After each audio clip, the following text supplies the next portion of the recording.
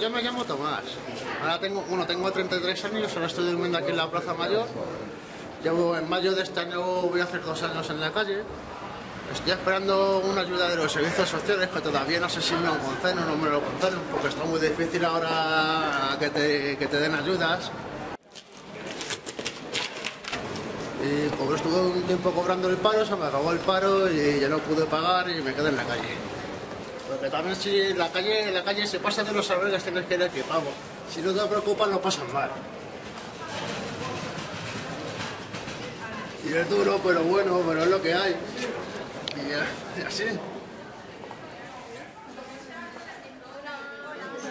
La gente se tiene una imagen de las personas de la calle que no es la que es.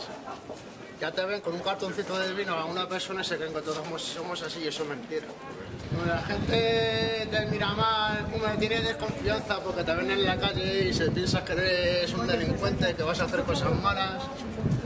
Y no, hombre, tampoco no es así, ¿sabes? A ver, lo que suele pasar es que te discriminen porque no te dejan entrar en todos los sitios.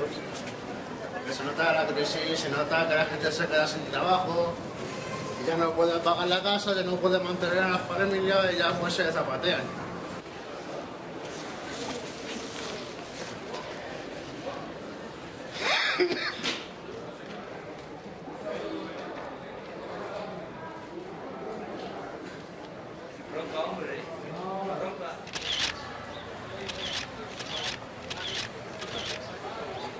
Siempre le doy.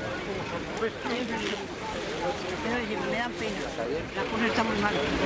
Está fea la cosa, ¿verdad? Se queda hasta la gente con estudios en la calle. Que no se libra nadie.